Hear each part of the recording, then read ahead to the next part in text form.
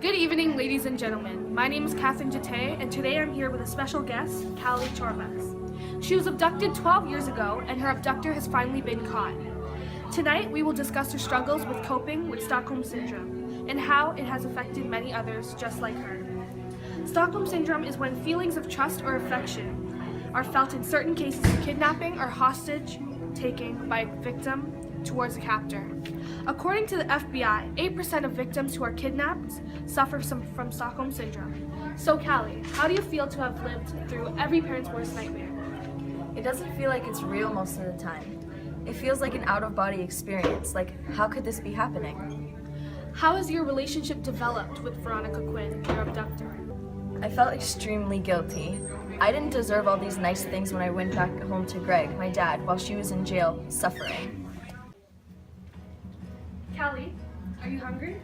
Yeah, a little bit. All right, dinner's ready.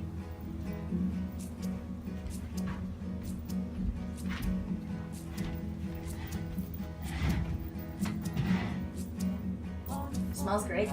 You're so sweet. I love to cook. I couldn't do it. I couldn't sit there and pretend I was part of this family. I'm not Phoebe's daughter, and I couldn't keep pretending that I was. The need to leave overtook me. I pushed away from the table and ran to my room, where I dove beneath the covers. The comforter smelled dusty, as if it had been waiting for me all this time. It was comforting, but heartbreaking at the same time. Such a bad person. How could I have almost eaten a hot dinner while Veronica sits in jail? My Veronica was the only family I had for 12 years. No matter what she did, I would always love her. I can't imagine ever being in a situation like that, Callie. It's strikingly similar to the J.C. Ducard case we covered years ago. I was only 11 years old, playing outside just like any other child would be in my neighborhood in South Lake Tahoe, California. My stepdad was in the garage working on some car things while I was in front playing. It was just a usual Monday in June after the school year had finished, so I spent most of my time outside on my bike or drawing in the driveway or on chalk or something.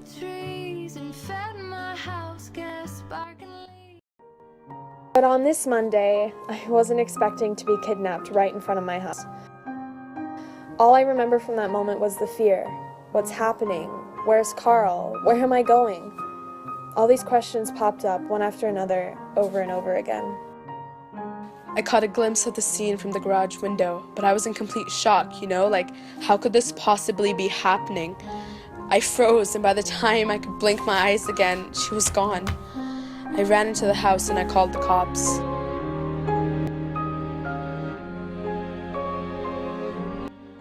There were searches that immediately took place. There were aircrafts looking for her, canine units looking for something, anything to help track her down. Hundreds of police officers and investigators looking for little Jay, but they never found her. She was gone. A couple hours later, I was actually able to see the faces of my kidnappers, a man and a woman. They seemed to be a couple. If they hadn't been the ones who kidnapped me, one would assume they were a sweet, ordinary couple. Obviously not. Immediately, they locked me up in a room. The door could only be opened from the outside by the man and woman. The first couple of weeks were horrible. I was constantly trying to convince myself someone was going to bust through that door and save me, but that never happened. Day after day, I would be left alone. The man would come in at night and touch me in ways no other 11-year-old would want to be touched.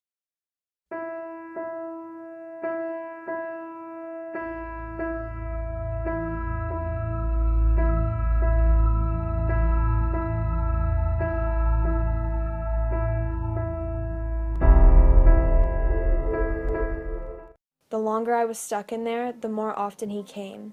He eventually started raping me multiple times a day. I was so young. It was horrible. When I was 14, he got me pregnant. 3 years later, when I was 17, he got me pregnant again. It was only when I gave birth to my daughters that I was allowed to go outside sometimes. The only thing I could do to keep me from going insane was to write in my journal every day. A couple of years later, I stopped being hopeful.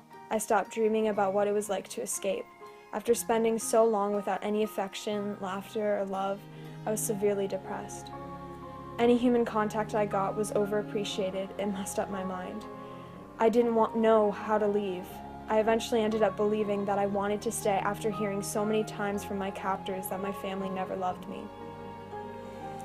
After spending 18 years with the ones who kidnapped you, your mind does things you can't explain.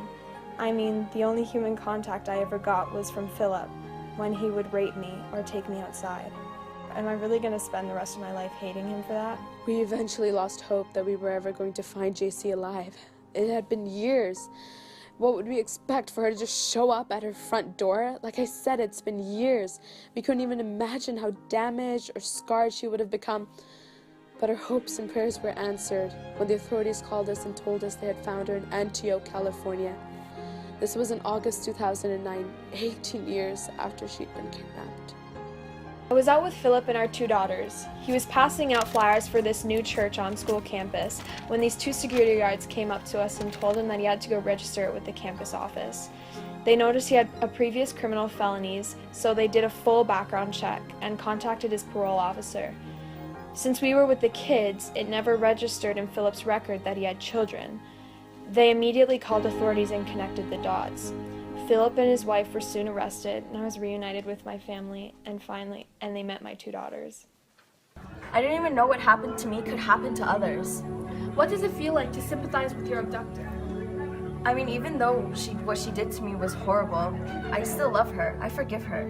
You love her? She's the only family I've ever had. How can I not? Have you ever met Veronica ever since she was arrested? Yeah, I have, multiple times. She finds me wherever I go. When I lived with Greg, she found out where his house was and stayed with me. What did you do when she found you? Well, I mean, she looked horrible and she was fresh out of jail, so I gave her a place to stay. I felt bad. Wait, you felt bad? Yeah, I felt bad.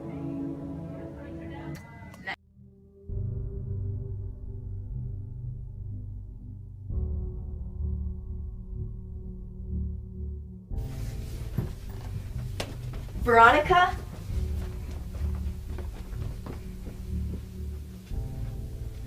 Veronica, you can't drink in here. Look at you, just a regular little daddy's girl, aren't you? No one is supposed to be here. This is Greg's new construction site. He's building a new house for You? his family. Aren't you his family? Like I said, no one is supposed to be here, Veronica. He's showing me the house tomorrow. I let you stay here because I felt bad for you. Please be gone by tomorrow.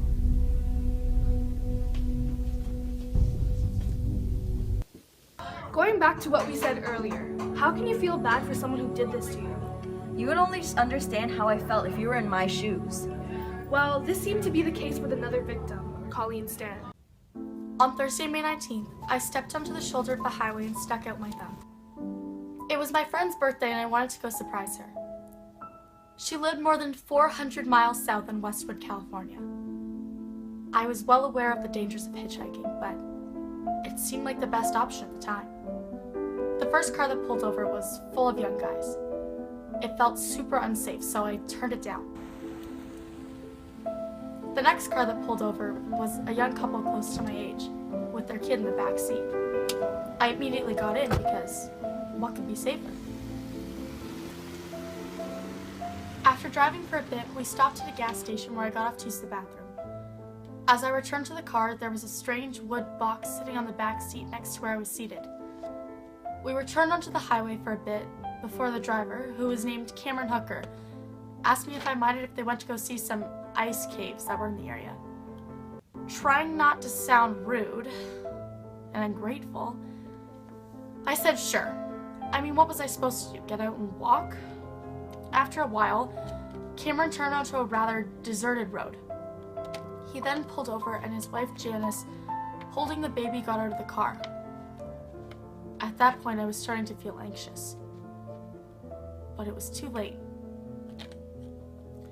As Janice walked away from the car, Cameron also got out of the car and came to the back. He then held a knife to my neck and forcefully put my head inside the wood box. This was when I knew my life was about to end. They had taken me to their home in Red Bluff, California, where they led me to their basement. Once in their basement, they took the box off my head, but put me in a different box, coffin-shaped. I was petrified. For the next few weeks, I was mostly kept in that box. I felt as if I had no control of anything. Cameron told me that he was in control, and that Colleen no longer existed. He whipped me, burned me many times.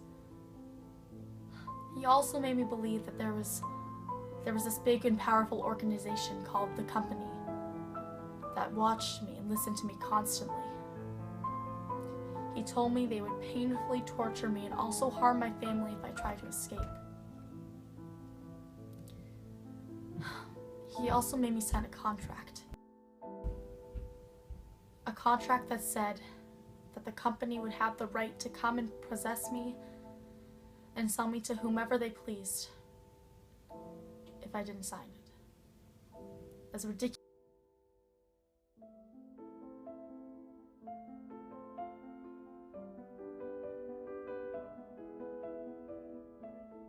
For most of the year, I was let out of the box. During the day, I would have to watch their children while Cameron and Janice were at work. I cooked and also cleaned around the house. 3.5 years into my captivity, living in a box, being abused repeatedly, Cameron took me home for a visit with my family and left me to stay overnight. While at home, I did not reveal the truth about my situation. This was because I was afraid of the company and the things that they would do. The company always kept me from seeking help. My family thought that I may have been involved in a cult because of my homemade clothes, lack of money, and absence of communication over the years. Cameron had to pose as my boyfriend, so I returned to his house the next day. It was due to my happiness at visiting my family. Cameron wanted me to become a second wife, which was obviously a turning point for Janice. Janice Hooker was also being tortured and brainwashed over the years by Cameron. She said it started since their first date. Janice said that she survived the relationship with Cameron by denial. I was eventually released because of Janice. Janice had gone to the authorities by guidance of her minister. I then went to the bus station and called Cameron to inform him that I was leaving him. He had reacted by bursting into tears, and so I caught a bus home. In the months that followed, I did not contact the police, but I still continued to call Cameron regularly. I did this because I wanted to give Cameron a chance to reform. 3 months later, Janice reported Cameron to the police. When did you feel like you couldn't protect her anymore? It was a couple of months after I was rescued that was when I realized she would never change. So my court date is coming up. I'm gonna be honest, Callie, I don't want to go to jail. I've been laying low, but once I miss my date. I'm ready, we can go now. Really? Yeah. Okay, we've got a car. Got a good deal on it from Tony, but it's left me cash strapped. I've got my savings from the gift shop. That's my girl. Think it's enough to get us to Oregon? Oregon? Yeah, I was thinking about how beautiful it was there, remember? There are so many little hideaways tucked along the coastline. We're going to Oregon. We had a good time there, Callie. You loved Frank. Mom, I didn't. Of course you did. You were so young, so maybe you don't remember. I remember everything. What the hell is wrong with you? You don't get it. Frank molested me. I get it. You don't want to go to Oregon, but you don't have to make up everything. I'm not. Callie? It's true, Mom. Sometimes when you were asleep or at work, he would come into my room. No, that's not true. It is true. He would take off my nightgown. You remember the one with the Hello Kitty on it? And he would put his fingers... Callie, stop it! Callie, I swear to God, I didn't know. You know what? You're never gonna change. I'm going home. I couldn't believe that I had protected her for so long and not realize the pain she was putting me through. It was like I was under a spell or something. That's true. One of the most bizarre cases I've ever heard of Stockholm Syndrome was in 1997. Kathy, I can't help you if you're not going to be honest with me. I already told you, I killed them. All by yourself? Yes. I know that's not true. It is. How'd you do it, huh? How'd you manage to abduct a child and control 2 adults while you slit their throats? Oh, come on. You know she's not responsible for this. I'm sick of this. Then leave us alone. Where are your husband and son? Look at me, Kathy. Don't listen to him. They stole your life. Let me help you get it back. That girl is better off with my son than any other man she could meet in your society. I'm sure you raised him well. Tell me about your mother. I've already told you everything. I killed them. You're lying! Kathy, look. My name isn't Kathy. Yes, it is. Your name is Kathy Gray. You're from Vienna, Virginia. Tell me where your husband and son are so I can help you get your life back. I don't want to see this. This is the tentative cut that your future husband made, slitting your mother's neck. Don't you recognize your own parents? They murdered your family, Kathy. They took you in, but you were never really one of them. No, I won't betray my family. You know, this case is not only nationally known, but worldwide. And many people think that Stockholm Syndrome is just an excuse for the victims to use, especially since it cannot be properly diagnosed since researchers have not identified all the factors that put a person at greater risk of acquiring this illness. Many psychologists don't believe in the mechanism of Stockholm Syndrome. What do you think about it? You know, I think people... So you're agreeing? No, if you'd let me talk, I can give you an answer. Callie, it's been 12 years. We just want the truth. You know, Mr. Tate, I don't think you can actually handle the truth. I'm done. I need to get some air. Security! I've waited 100 years, but I'd wait a million more.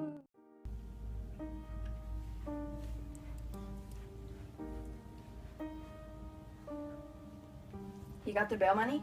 Yeah, Tony came to tell me. Are you ready for another adventure, sweetie? Wherever you are, Mom, I'll be right there beside you. I'm ready. Stockholm Syndrome.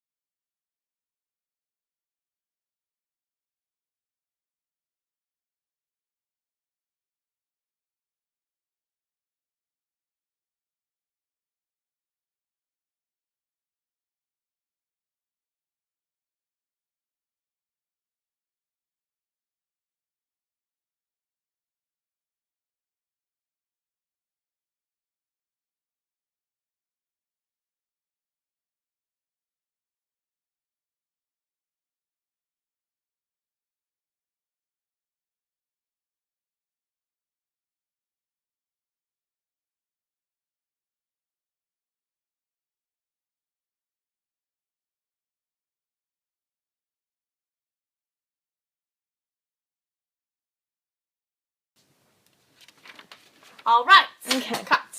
Okay, can I stop it now? Is